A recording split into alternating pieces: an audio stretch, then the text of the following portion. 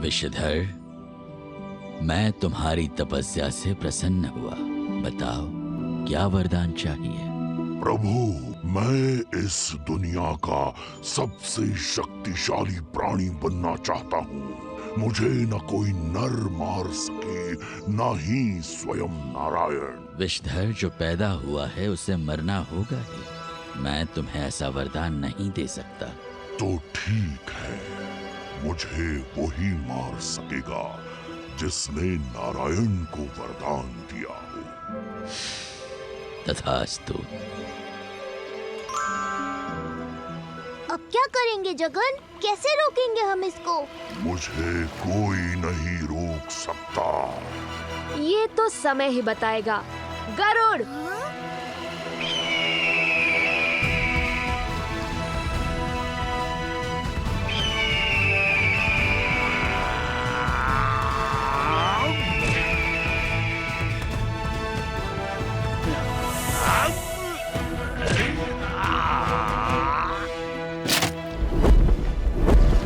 नहीं गरुड़, हमें विषधर को मारना नहीं है, बस सबक सिखाना है। जो आज्ञा प्रभु।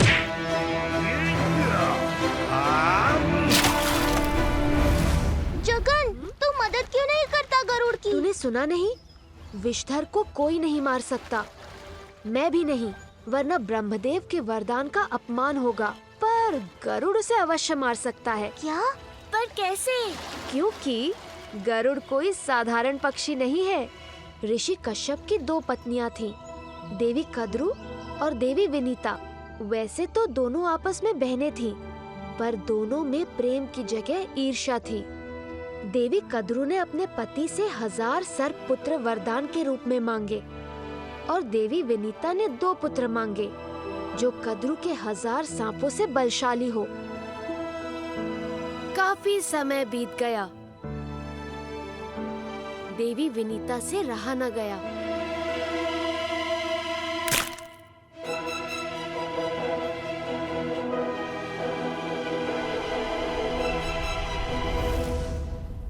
माँ होकर अपने स्वार्थ के लिए मेरा विकास नहीं होने दिया। मैं आपको श्राप देता हूँ माँ, आप दासी का जीवन व्यतीत करेंगी। क्षमा पुत्र, क्षमा।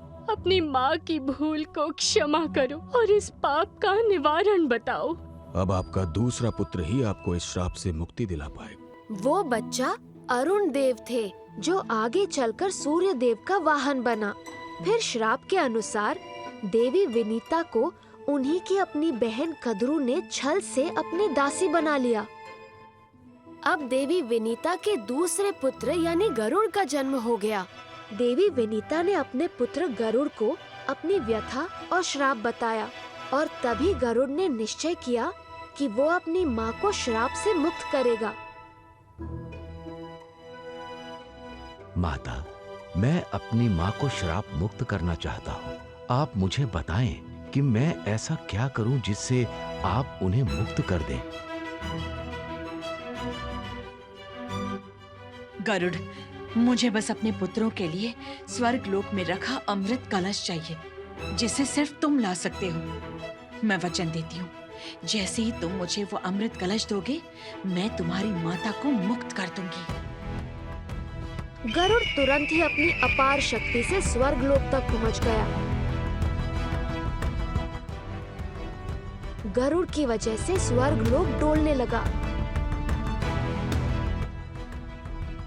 इंद्रदेव ने सभी देवताओं को अमृत कलश की सुरक्षा करने का आदेश दिया।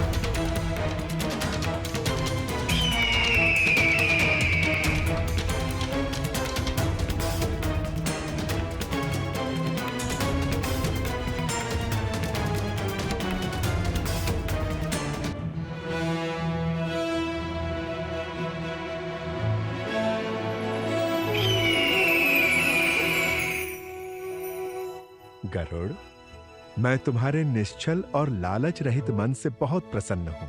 तुम्हारे पास अमृत कलश है, फिर भी तुमने इसे पीने की इच्छा नहीं की, इसलिए मैं तुम्हें अमरता का वरदान देता हूं। धन्यवाद प्रभु, आपने मुझे दर्शन देकर धन्य कर दिया। मेरे मन में भी आपको वरदान देने की इच्छा हो रही है।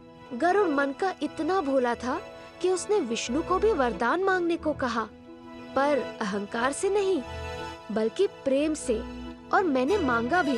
ठीक है, तो मैं चाहता हूँ कि तुम आज से मेरा वाहन बनो और तुम मन की गति से उड़ोगे करो। मन में जिस स्थान को सोचोगे वहीं पहुंच जाओ। फिर क्या हुआ? प्रभु, प्रभु मुझे रास्ता दिखाइए।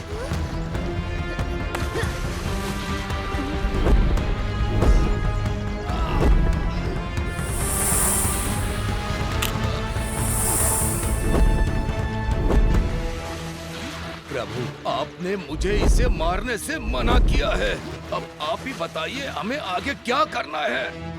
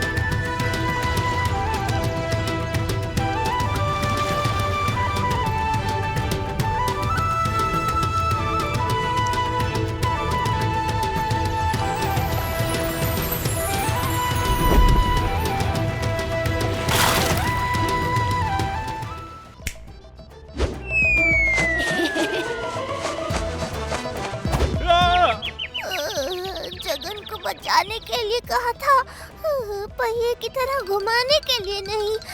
नटखट कहीं का। मुझे पहले ही अपने नुक्कड़ नाटक के लिए देर हो रही है। चलो जल्दी मेरी पोशाक समेटने में मदद करो। देर तो मुझे भी हो रही है।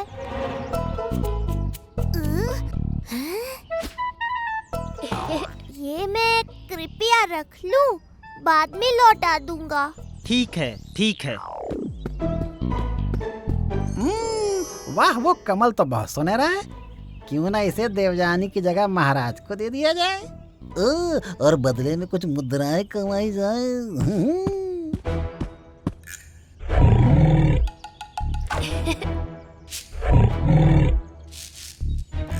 पीछे देखो।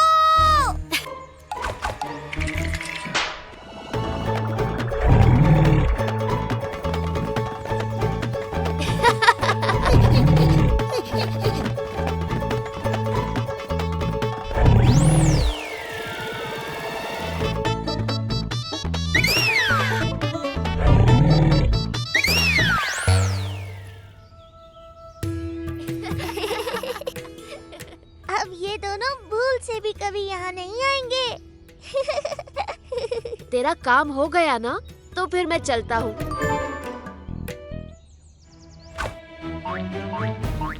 समझे तुम सब? उस मगरमच्छ की खाल में वो बदमाश बलराम था। उसकी इतनी जुर्रत, हम अभी जाते हैं और उसका चूरमा बना कर आते हैं। नहीं, तुम दोनों रहने दो। मैं उसे सबक सिखा कर आता हूँ और वो सुनहरा कमल भी लेकर आता हूँ।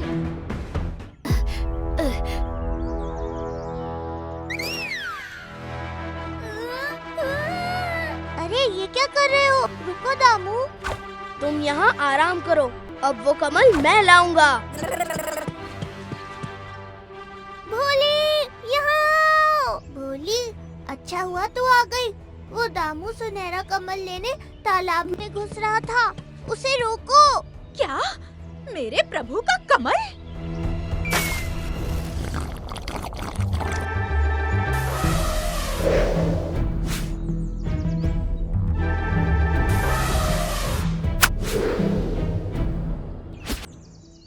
अच्छा हुआ भोली तू आ गई, वरना जगन को देने वाला कमल दामू ले जाता। इस बलराम के कमल लेने से पहले मुझे कमल लेना होगा। अब पूरी तरह खिलने में थोड़ा समय है। वो दुष्ट बलराम, उसने भोली को भी अपने तरफ कर लिया है। अब मुझे ही जाना पड़ेगा। सुनहरा कमल पूरी तरह खिल चुका है। इसे जगन को देने का समय आ गया है। तालाब, यहाँ अपना डेरा जमा लेता हूँ।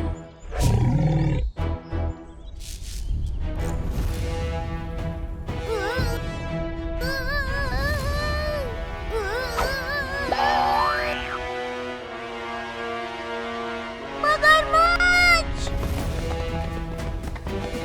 पूरा खिलने के बाद ये कमल तो और भी सुंदर हो गया है।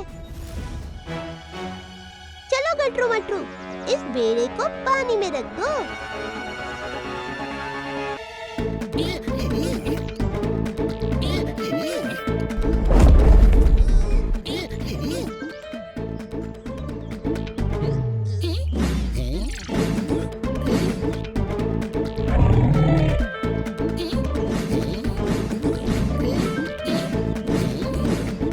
ये बलराम सुधरेगा नहीं। इन लोगों को लग रहा है कि उस मगरमच्छ की खाल के पीछे मैं हूँ। सुनो!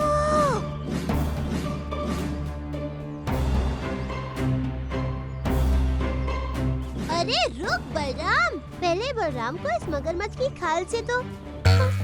मगर बलराम तू यहाँ तो फिर ये मगरमच्छ असली वाला।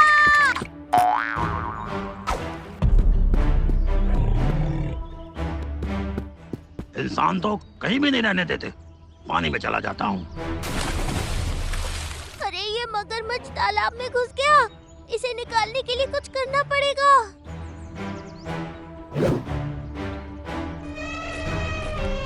सुनहरा कमल कितना मनमोहक है। उस बलराम के आने से पहले मैं इसे ले लेती हूँ, प्रभु को दे दूंगी। भोली रुको, अंदर मगरमच्छ है।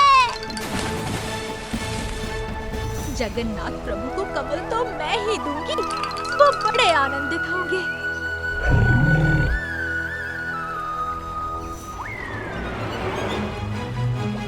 भोली रुको। मेरे प्रभु को सुनहरा कमल देकर ही रहूंगी।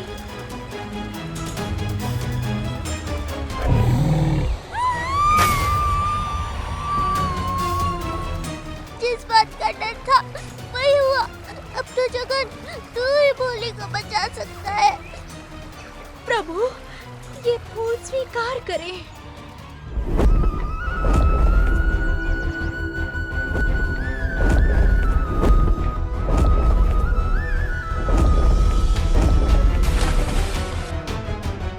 प्रभु, पुष्पम समर्पयामि।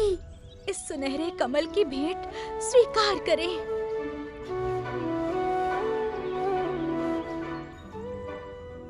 भोली, मैं तुम्हारी भक्ति से अति प्रसन्न हूँ। तुम्हारी भक्ति और विश्वास इतना है कि संकट तुम पर आया और चिंता स्वयं जगन्नाथ को हुई।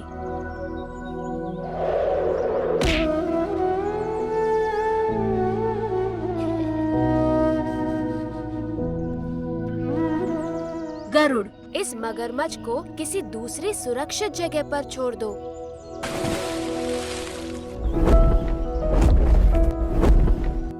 बलराम, तुम्हारे लाख प्रयत्नों के बाद भी तुम मुझे ये सुनहरा कमल दे नहीं पाए। मैं दूं या कोई और, ये कमल तुम तक पहुंच गया। मेरे लिए यही बहुत है।